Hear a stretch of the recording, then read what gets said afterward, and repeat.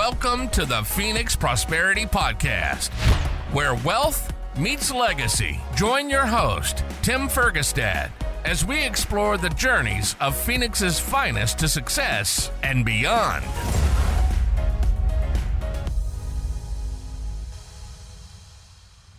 All right. Hello, this is Tim Fergestad. Thank you for joining us. Today, we're joined by Celine Rasborn, technology recruiting leader with 33 years in IT, helping Phoenix and Scottsdale companies find technically strong, culturally aligned talent in a competitive local market. Welcome to the show, Celine. Thank you. Thank you, Tim. All right. So you kind of like myself, right? Went from a bit more of a tech-based career and made a pivot into more entrepreneurial, helping people with their problems. Do you want to talk a little bit about how you got to where you're at, please? The transition. Yes, yeah. The transition. So I worked in the world of IT for 33 years. I worked for a Japanese company called Fujitsu. And then for pretty much most of this time, I was in retail, both in Europe and then here in the US, North America. Yeah, that's a big company. And it's a big company. And I was very focused. Basically, my whole career, I was pretty much in retail and really in the infancy of self-checkout, self-service for retail, which has grown by leaps and bounds, especially with COVID. Things have started changing and, the spread of it, but also the issues that come with it. So yes, I come from a pretty strong IT background, both in procurement. I've done pretty much every job there is, but from procurement, planning, manufacturing, logistics, from the vendor side and also from the client side. So and then my transition, basically 3 years ago, I started doing leadership coaching with an organization called Hardcore Leadership. And after I took the training, I continued coaching. And I'm sure you have a lot of experience to share. Yes. And, I started discovering what it takes to care for people and to give them a second chance, literally. Okay. Because there's so much that comes from our background when we were very little, but a lot of it hasn't been managed. There's a lot of baggage. We carry that baggage into our lives until very late in our life, and letting go of that baggage all of a sudden opens up so many new possibilities. Right. And I love that. You put on a therapist hat for a lot of that work. Yeah. Well, a lot of it is really standing for people to see what they don't see. Right. Mm-hmm. So the blinders they've got on and where they come from. They come from, what they tell themselves and what other people may have told them without even understanding the impact this would have on each one of us. Right. So that's the human condition. So I started understanding what it takes to stand for other people in their greatness and see them in their greatness, that everybody gets a chance to be fully themselves. Nice. And it's really, in comparing to our traditional education systems and the way people come about, getting a job and falling into a career, there's such a lack of reconciling who we are as individuals in this world. We become our job. We become, the parents. We become like all your identity. All these different identity. And at some point, it's kind of helpful to sit here and think about, okay, what do I want to be, like, who do I want to be, and what's the impact that I want to have? That sounds that's huge and very impactful, but that's not easy to get people to do. That's I think the tricky part, right? Standing for people. It takes standing for people in a way that you don't get to be the best friend. You get to really, wake up and support them into a different trajectory and letting go of what's not working. So I started, my process starting. I loved managing people, which in many cases, I used to hear people tell me in corporate, I hate managing people. I wish I could just do my job. And I'm like, I love managing people. Like, I absolutely love managing people. Excellent. Because, with 10 people, I can do 10 times more. I mean, now, and you get to guide them. And, so really seeing people for what they can be and giving them a chance to try something new with some guidance, and coaching and training. So I've been blessed with great, the organization that I've worked for, the bosses that I've had, I've always been really cool with me, undertaking what I needed. So I've been blessed with that. And then it really came to a head last year where I decided, you know what, I need to make a difference. And I had moved to Arizona in 2018, just before COVID. And, I was still traveling the world after 33 years, and I hardly was contributing to my community. I mean, I'm part of a church, but I felt like a taker. Honestly, I felt like a taker because I would only be here at the weekend most of the time or 1 week a month. Mm. And I just felt like I'm just leaving my suitcases here. And besides my family, I would be here at the weekend. So I Right. never was able to join any networking locally. I was never able to really do anything in my church, etc. So I thought, you know what? That's really what I want. That's really, really what I want. I want to make a change. So I get to find out what that looks like. And then, when you make a decision in life, very often something was right here this whole time that you never saw, right? Yep. Because we have blinders on and we Yep. just think that this is the way it's supposed to go because that's what we hear, that's what we know, that's a comfort zone, right? This is what we get to do. The minute I decided this, I ended up talking to a friend of mine who had joined the company that I'm with right now, which is PrideStaff. And basically, she was looking for a job. She used to work for my company many years ago. We were great friends. And she explained to me the process she went through. And I'm like, oh my God. Like I felt this, calling. Honestly, I felt like, oh my God. So Nice. it took me a little while to get through the process. I had to become a US citizen for that reason. So it took a little while last year to get that done. But again, for me, it happened pretty quickly compared to the average. Once all that was in place, it just happened. The person who owned the agency that I took over never thought she was going to sell, but once we met and we had conversation, she just felt called to sell. Hmm. And, because she has another agency in Tempe. And it just all happened. Like I said, the minute I started looking here, and I think for me, I mean, I just want to share that, if ever you feel you're not aligned with what you're doing, take the time to figure out what you want to do, because the minute you figure out what you want to do, everything just happens. It's meant to be easy. It's not meant to be hard. And Right. when it's hard, that's just not meant to be, that's all. And so for me, just things just happen pretty easily. So, I made a big shift from, not being absent from my local community to really making a commitment. So in December, I joined a Bible study in the church. I decided to participate a lot more, and we're still doing it. I also decided to step away from a heavily male-dominated world into, more women-based businesses. And, I joined eWomen Network. Of which there's a chapter here in the Phoenix area that is run with a lady that I bumped into again at an event in December. A friend of mine was releasing a book. I walked into and literally bumped into her. And we got introduced that way. And then with that came the networking with the eWomen network. And then when I took over the business, I joined the Chamber of Commerce for Scottsdale. Okay. And I started learning about the history of Scottsdale. Coming from Europe, I love history. So whenever there's a bit of history here, I love it. I grab onto it. Nice. And then also I love the fact that we're talking about the future of the community here Right. in the Scottsdale area and what's going on with the development and what companies are coming in and what are companies looking for.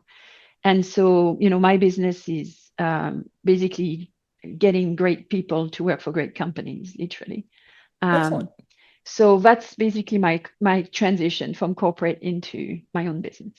Okay. Thank you for sharing that, Celine. And there's a few things I want to go back to. One was talking about the Scottsdale Chamber. Are you familiar with the French Chamber as No, well? no. Yeah, Flora Tromlin. I had her on the show. I supported them. They're great, and they do all sorts of stuff here in the valley. Events. There's direct flights to France now and stuff from Phoenix and Oh, all that. So oh, there's a lot of good things in the past few years, and they've been trying to grow um, a lot of those affiliations. So that's something I'll make an oh, introduction for you yes, if that you'd would be like. Yeah, wonderful. yeah, they're all awesome, um, and they know where all the best pastries are. Yes. um, but also. what you said about, I mean, it on the surface, it may seem like a big pivot into a different field, but I think you naturally showed how, well, first of all, it seemed fated, but you kept running into all the right people at the right time and stuff, which is kind of what I see happens a lot actually when people um, are clear on who they are and how they want to serve, right? Yeah, And I call that alignment, right? yes, yep, Like when you feel your mind and you're literally, if you connect it to what you really want, honestly, I know it may sound really weird, but it's not. If it feels like you're totally aligned with something, then it's meant to be. yeah, yeah. The And world it's seems usually to easy. work to make it happen. Yeah, and it usually is easy. Um, you also said about being a leader, Mm. that that's kind of maybe one of your zones of genius that come easy to you. And there's a difference between kind and nice. Mm-hmm. Correct. Can you maybe explain that to people a little bit more Yeah.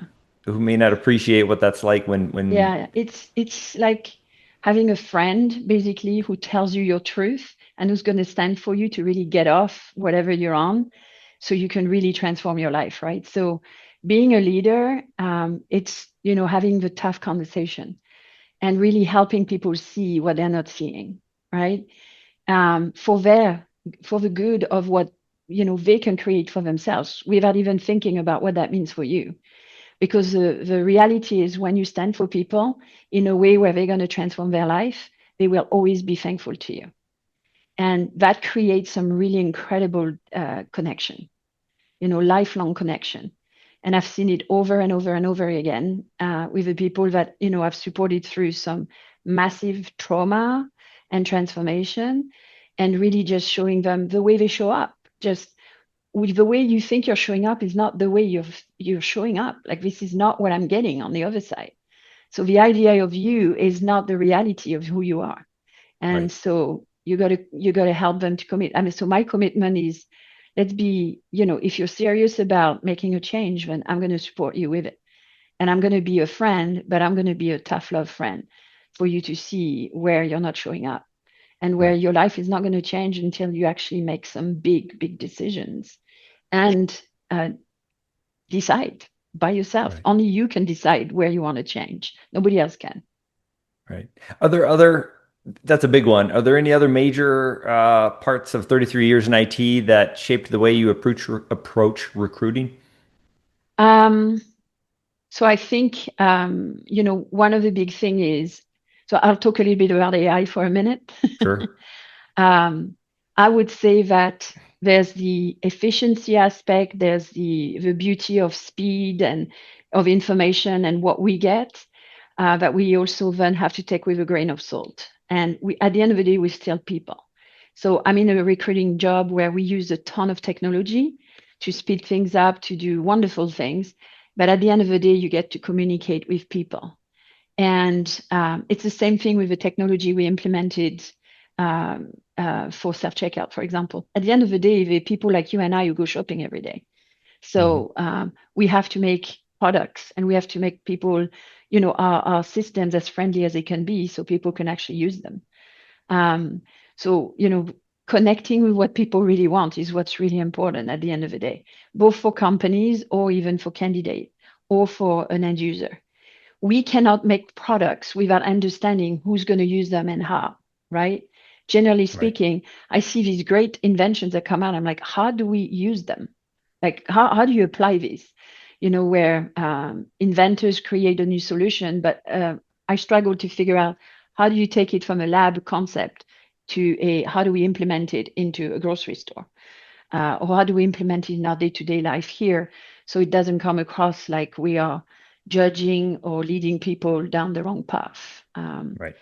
So, I think AI in the last 10 years has taken, shape in one way or the other. We all Hmm. get to use it. We all get to be familiar with it. We all get to also understand that it only takes you so far. And Right. then, we still, at the end of the day, we get to be human beings. We get to be connected. We get to care for each other and really be full of feedback as much as possible. Right. Um, in my years of IT, whether to clients or to our suppliers, being able to be upfront with what's working and what's not working is so important, because if we don't meet the needs of each other, it's never going to work, right? One good things are going down that path, and the other one things are going down that path, and never going to work. And it's not how you build true partnership. Also, right. So you seem well suited for running PrideStaff here in the Phoenix area. You have the whole valley.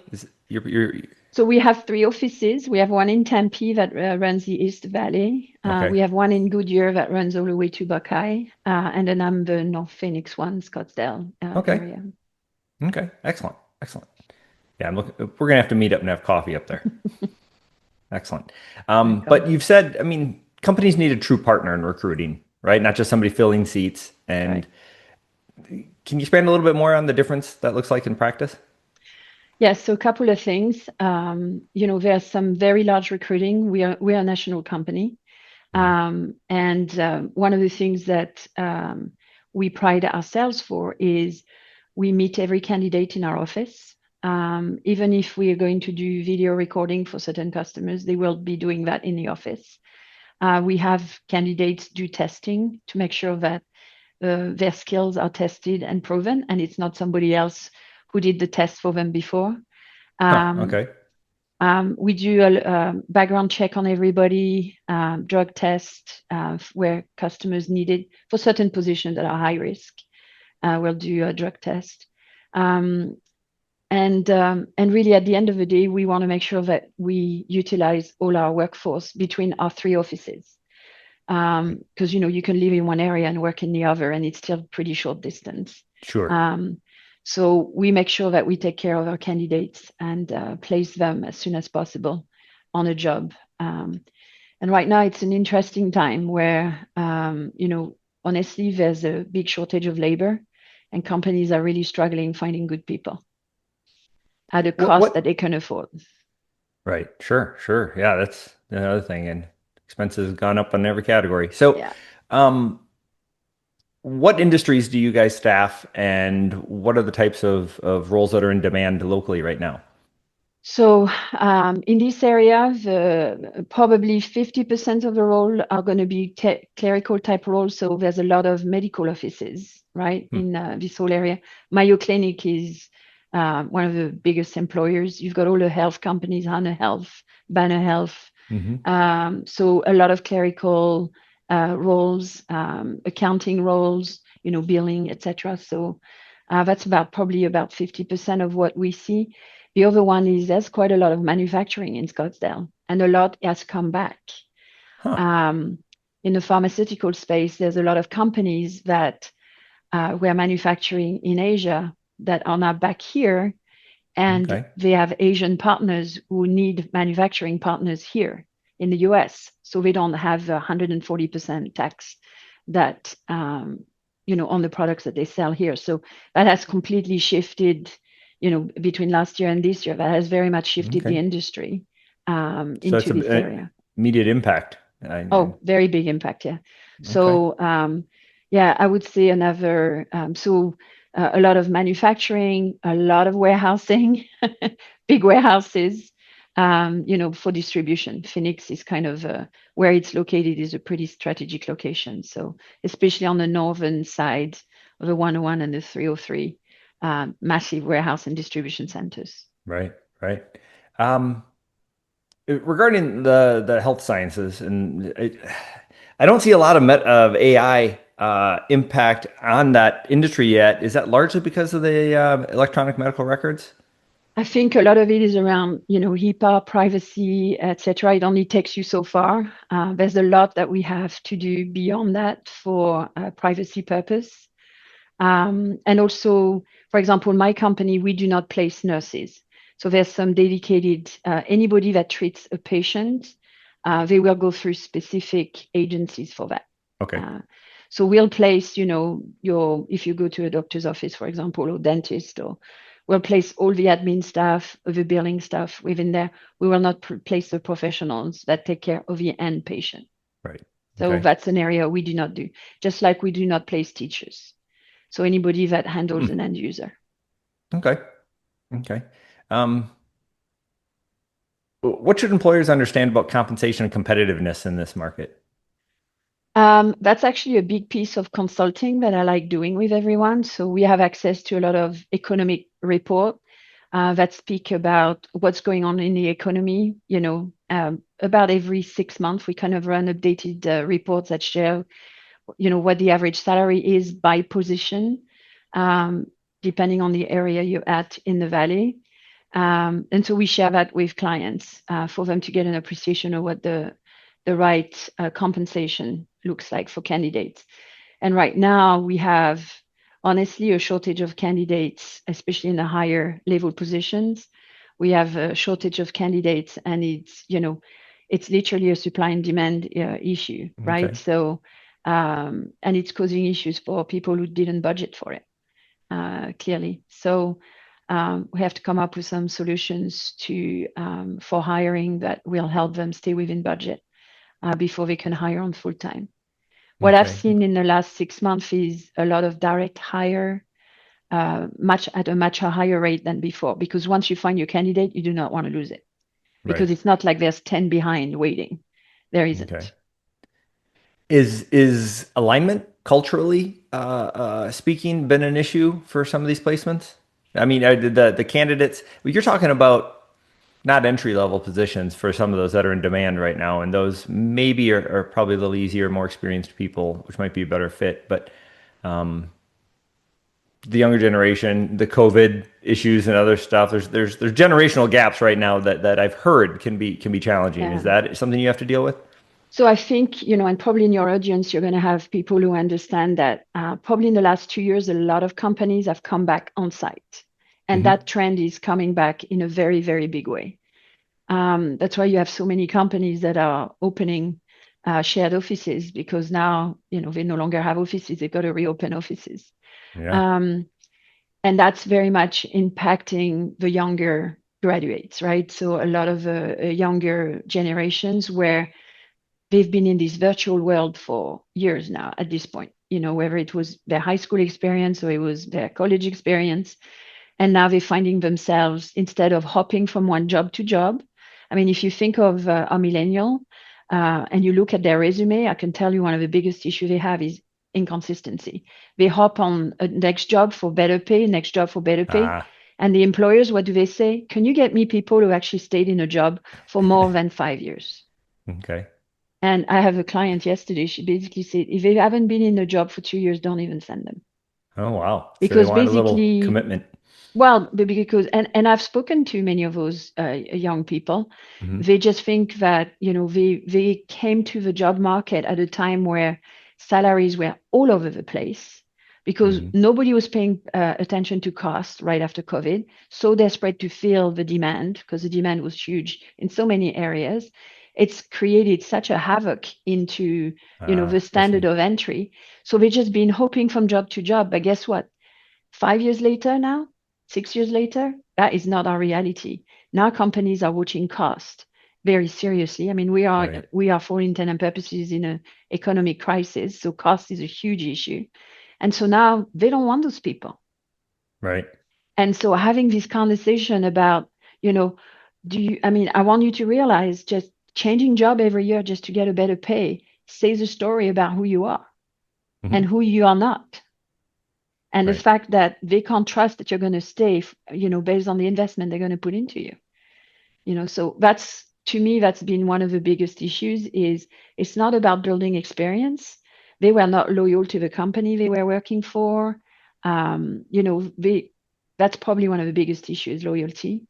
And they just haven't learned to the extent that they could, because in a year, how much can you Yeah. learn, right? Right. You're going to learn about what you're doing, but you're not going to learn about everything else that goes around you. The So industry is a whole. yeah. And even within a company that has multifunctions, I mean, think of a manufacturing company. If you came in for 1 year in one position, I don't care what it is, a customer service position, a billing position, a logistics position, if all you've done in your job, you've missed out on all these other aspects of a company. And so you didn't want to grow internally. You Right. just wanted to go for the next thing into what you were doing. And sometimes Right. it's not even consistent. That's what I see as one of the biggest issues in the higher paid jobs. companies that are worried that people are not going to stay. Right. Especially as we move more into, direct hires, like hiring people, for a long term. So I would say that's one of our biggest issue there that I see right now. For a lot of the workforce that's more into, they only went through high school and they're entering the workforce. I think that's all over the place as well. But their evolution is very different because companies have been hiring a lot of temporary resources over the last 5 years to help them basically manage the peak of demand and the lows as well. So they've not been really committing to employing people. And that's causing a lot of issues with constantly letting go of resources. So same thing, their resumes look like they've been all over the place. So we are looking for consistency of some sort, Right. and some loyalty of some sort. Right. Trends in the market, but also the individual behavior. Right. Yeah. So a lot of it. You provide a lot of value in a lot of different ways at PrideStaff for all those hiring is so important and it's so complicated and you really need to do it properly. Just on that topic a little bit more, I was wondering about if local companies are competing mostly with other Arizona employers or is it more national remote opportunities? No, a lot of local. Again, what I see is what started last year is a lot of coming back into the office. And right now there's a lot when you look at all the job boards that are available and you look at how many positions are remote versus on-site, the vast majority comes back to being on-site. And so they're competing for the same candidates locally. So it's very quick to see where companies are not paying, the disparities in salaries and how, candidates are going to jump over here quite easily because the competition is right here. And there's a lot of opportunities like that, a lot of them. Okay. That's the reality. So, and a lot of companies have invested in their own recruiters internally, but they usually focus very much on what they do as a business. So, for example, if it's a retail company, like Discount High, they're going to focus on staffing their stores, right? Right. But they have a lot of staffing they need internally to run, right? They're headquartered here. They're huge. Yeah. Well, where they're headquartered is constructions all over the place now. When they moved there, I remember there was nobody. And then now, I go there every week and it's like, oh my God, there's so many constructions around where they are. You can tell where things are going. But we help just offset where they don't specialize in their own, staffing internally. For example, we can help do that. So we can help work with recruiters where they specialize in one area and we can complete what they need.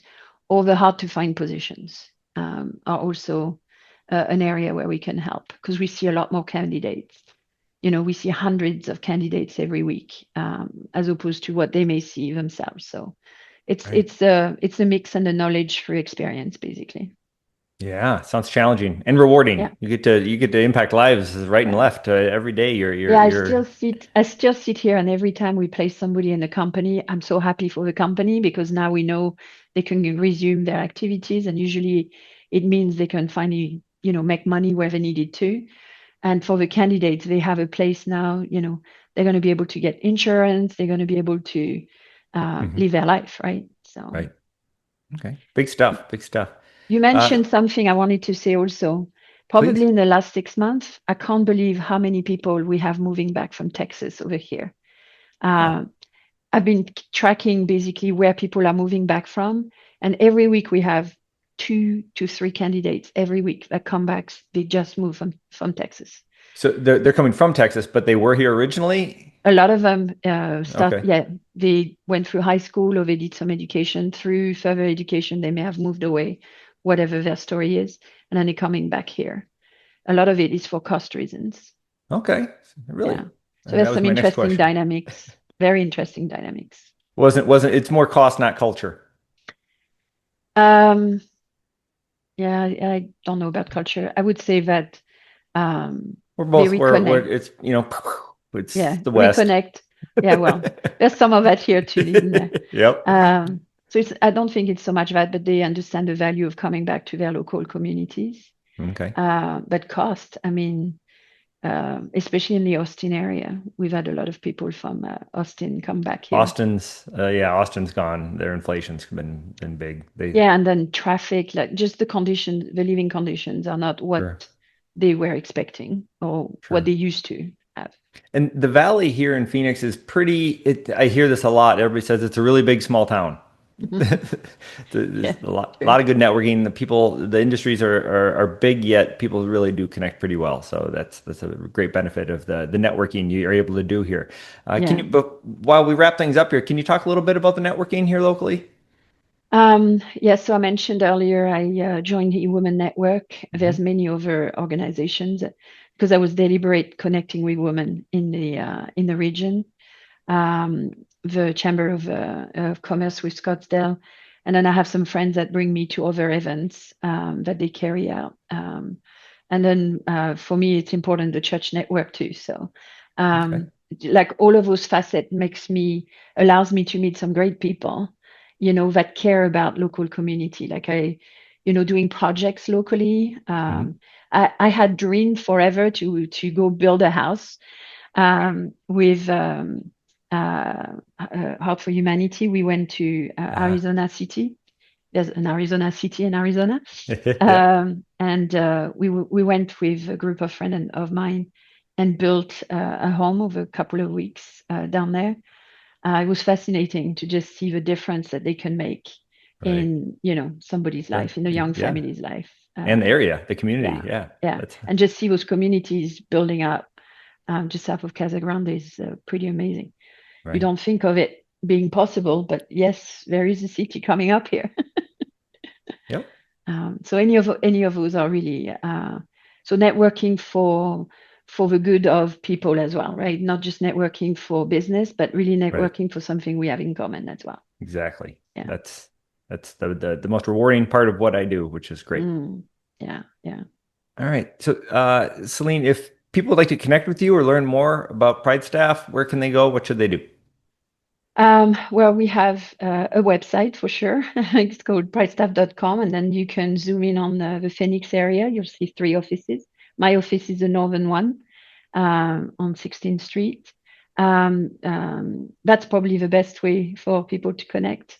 And when you call in here, one of my staff members will call, or I may pick up the phone, whoever. You are more than welcome. That's the best way. You can also see me on LinkedIn. I'm C. Rasborn on LinkedIn. But probably the easiest thing is in my office here. I'm here every day, and I stay connected that way.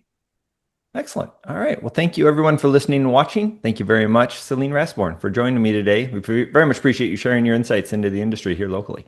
Thank you so much, Tim. Appreciate it. Inspired by our guests?